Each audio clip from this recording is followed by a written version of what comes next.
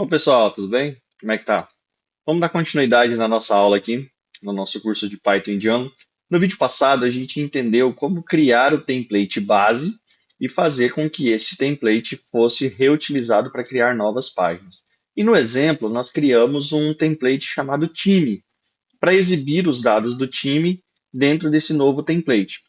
Então, nós retiramos a parte do time aqui da página principal que nós tínhamos. Pode ver que não tem mais aqui. E quando eu clico em time, não acontece nada. Os outros ainda estão funcionando como era o original. Então, o que a gente precisa fazer para que essa parte do time volte a funcionar? A gente precisa criar o que nós chamamos de URLs, que são os endereçamentos. O Django ele trabalha com uma estrutura que se chama MTV, Model, Template e View.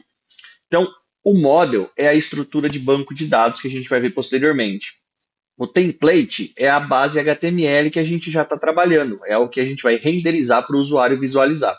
E a view é quem vai fazer, digamos num termo bem simples, o meio de campo de trazer os dados do banco de dados, manipular essas informações, esses dados, e criar o que a gente precisa e jogar para o template para aparecer para o usuário. Então, a view é todo o nosso background, todo o nosso back-end vai ser trabalhado na view.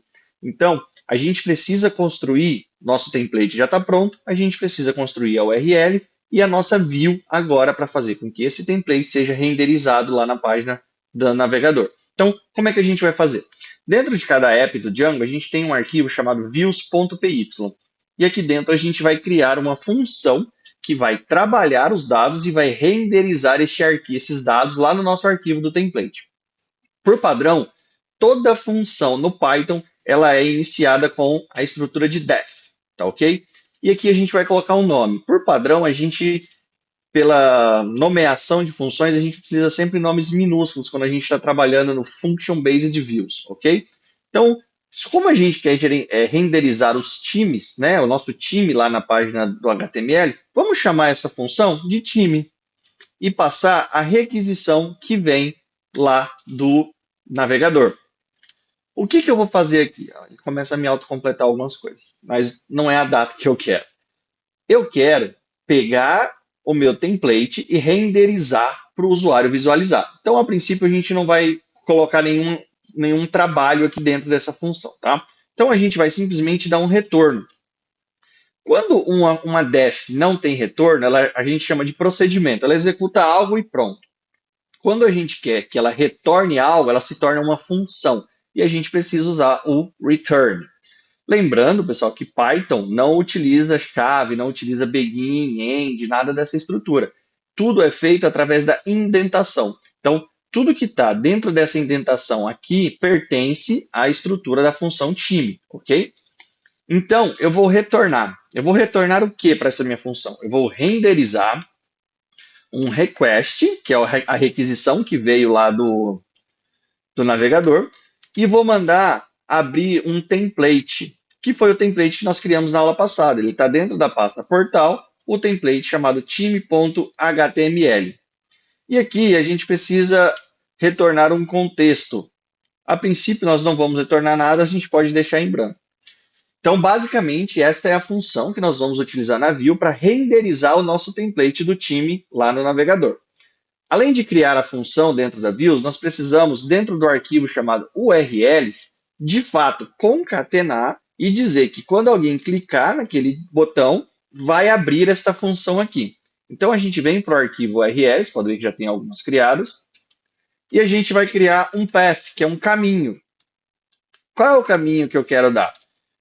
Eu quero chamar de time, tá?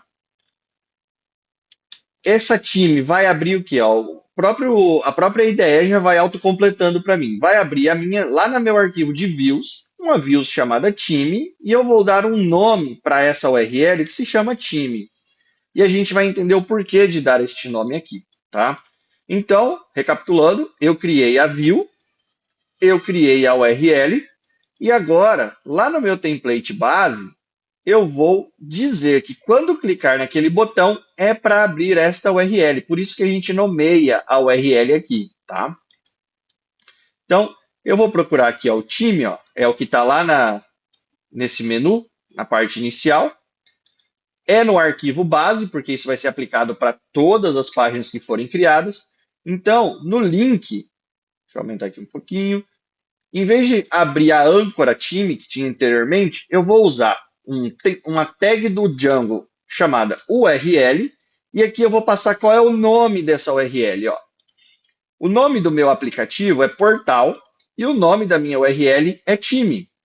Então aqui eu vou passar que é para abrir a URL lá do portal que se chama time. Pronto. Feito isso, o Django entende que quando clicar neste link, vai abrir a URL chamada time da app portal. Quem é a URL time? Ah, tá aqui, ó. Ela abre a views que nós criamos chamada time. Quem é essa views? É uma views que vai trabalhar algo que precisa ser trabalhado. A gente pode até colocar um comentário aqui. Processamento da view para retornar os dados do time, que a gente posteriormente vai buscar no banco de dados, e ele vai retornar renderizando o template que nós criamos. Vamos ver isso funcionar na prática? Vamos atualizar o servidor.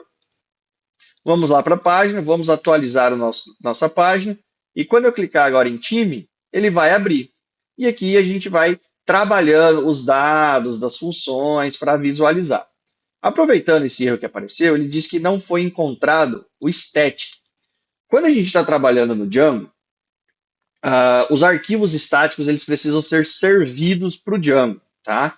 Então, a gente tem uma pastinha chamada static, que ela foi criada para estruturar todos os arquivos que são estáticos, e aqui no nosso template a gente precisa carregar os arquivos estáticos. Então, eu vou usar um load static. Quando eu faço isso e atualizo a página, olha só, meu navegador abriu e aqui eu tenho o meu time. E aqui a gente não personalizou o resto do lado do template base, tá certo? Então agora o link do time funciona. Ele abre a página e renderiza o meu time aqui. Se vocês quiserem só para a gente confirmar, eu posso colocar aqui, ó, colocar um título aqui só para a gente visualizar, renderizando template do time. Quando eu atualizo aqui, ó, olha lá o que a gente acabou de criar. E se nós voltarmos só para a página inicial, não tem. E não tem o time, tá? Nós criamos um novo template na aula passada, e aqui nós criamos a URL e a views para fazer esse link entre eles, e colocamos o link lá no nosso menu, que quando eu clico, ele abre o nosso template do time. Beleza? Valeu, pessoal, e até a próxima.